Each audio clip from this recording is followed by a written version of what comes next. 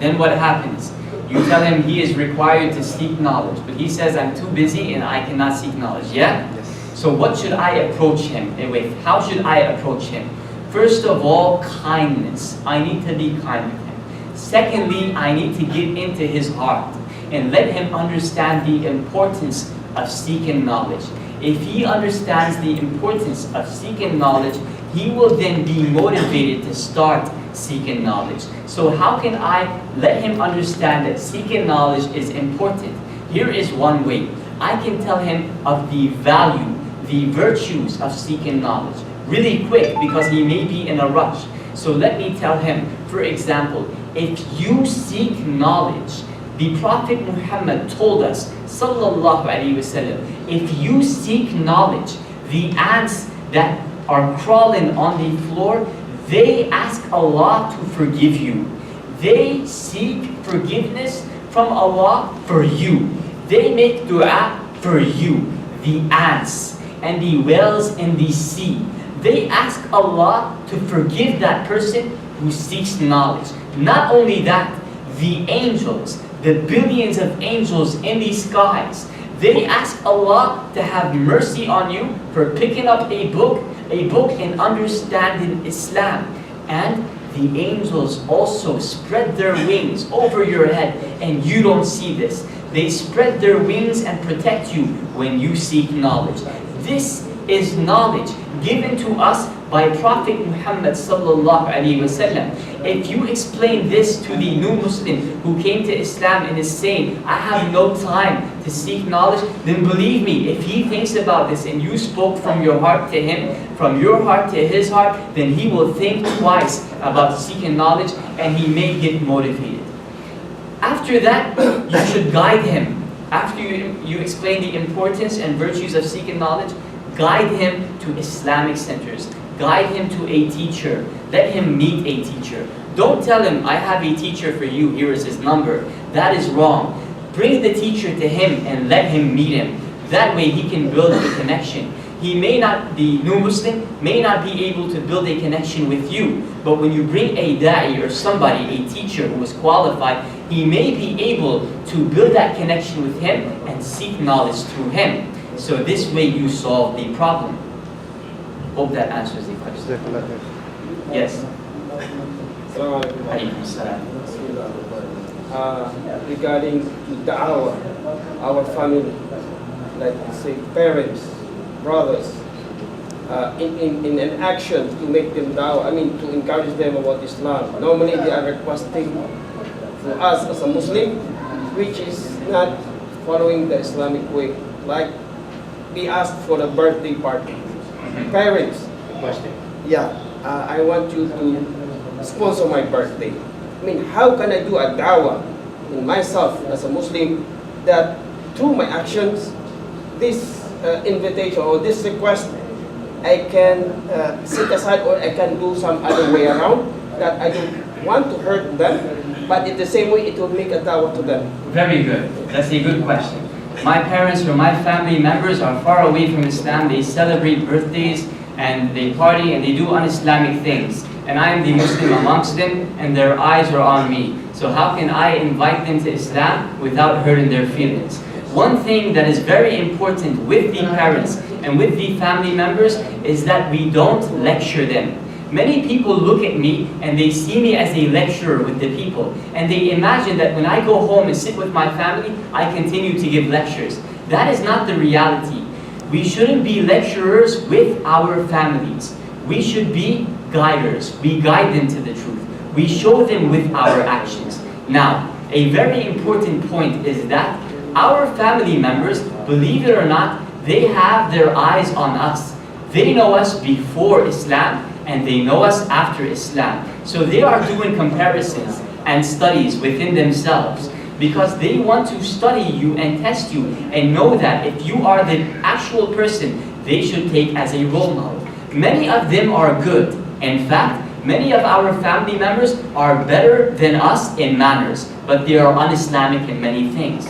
So we have to focus on the things that they are good in. Focus on the good characters and compliment them. By complimenting them, you can get into their hearts. This is a sign of empathy. Never be defensive. One problem that we face with families is that we treat our family members bad. And that is normal. Do you know why? It's because we were raised with them. We grew up with them. So we know them and they know us. There is no barrier in between us. So we treat them bad. So for example, if your friend steals 1 riyal from you, you may forgive him. But if your family member steals 1 riyal from you, you may pull his hair. Why? Because you know him and he knows you. But you don't want to lose your friend. But you know that you will not lose your brother because he is your brother. So if we can treat our family members just as we treat our friends, then this way we can get into their hearts and they will accept our message. Let's not lecture them.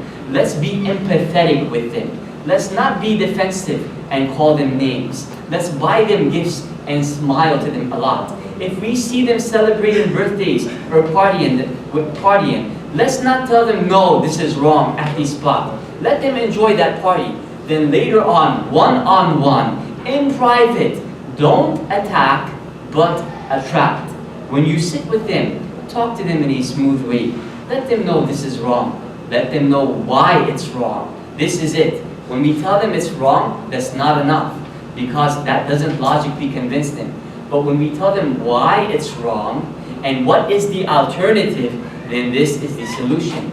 I know many sheikhs who want to get married. In fact, I know a few who want to get married. And one of them, when he wanted to get married, he wanted a wife who doesn't watch television.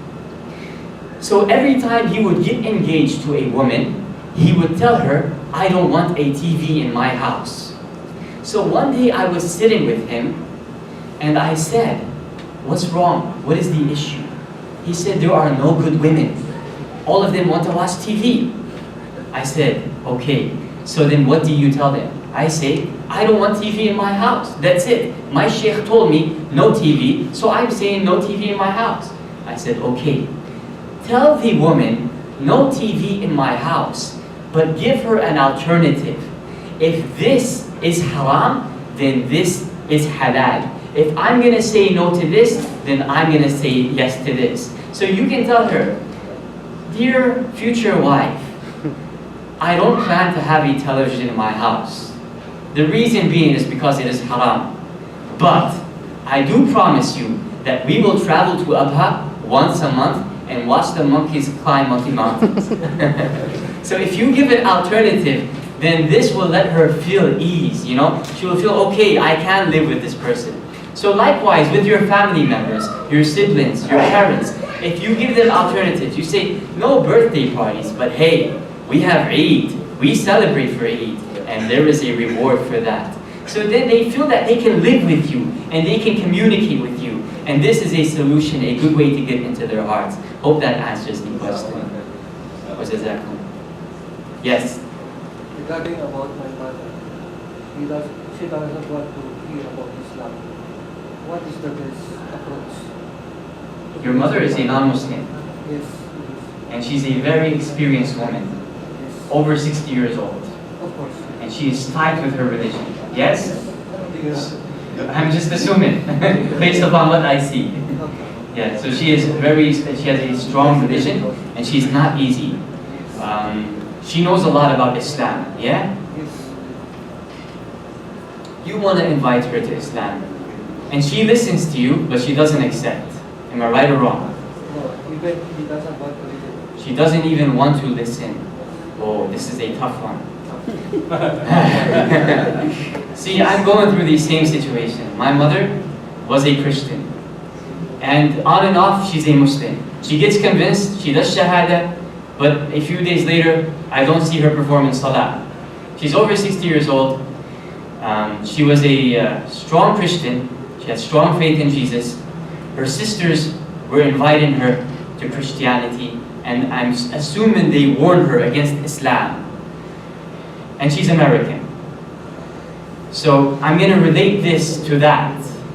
To be exact and to give you a knowledge, to give you an answer and say, no, this is the answer, this is the medication, that would be wrong and I would be a liar. Okay? But you can try different things. You can try inviting her by being empathetic, as we said earlier, okay? And then by logically convincing her. Now you have to know her personality, and you do know her personality, but this is to everybody else. You have to know your mother's personality. Is your mother a woman who focuses on numbers, statistics? When she reads the newspaper, does she focus on numbers? Then give her statistics, numbers of people who left Christianity and came to Islam. Is your mother athletic? Is she a woman who loves sports? Then talk to her about athletic females who embraced Islam. Is your mother a historian? She loves history? Then talk to her about famous historians who accepted Islam, such as Malcolm X, and etc., etc. So know her personality, know what you can, know the way you can get into her heart. What is that one thing? There must be something in common, something between Christianity and Islam that she will accept. Think about what she likes a lot about Christianity. You can ask her, what do you like about Christianity the most? If she says, I like the way that we have good characters, then you could talk to her about the characters of Muhammad, peace and blessings be upon him. And you can also talk to her about the characters of Isa alayhi salam.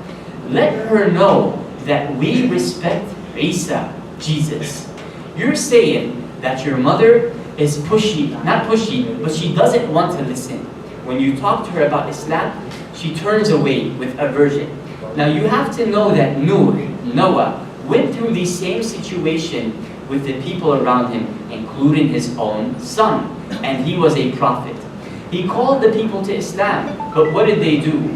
They put their fingers in their ears, according to the Quran, and some of them covered their heads and turned away with aversion. But did he stop? No, he continued. Now, your objective should be to convey, not convert.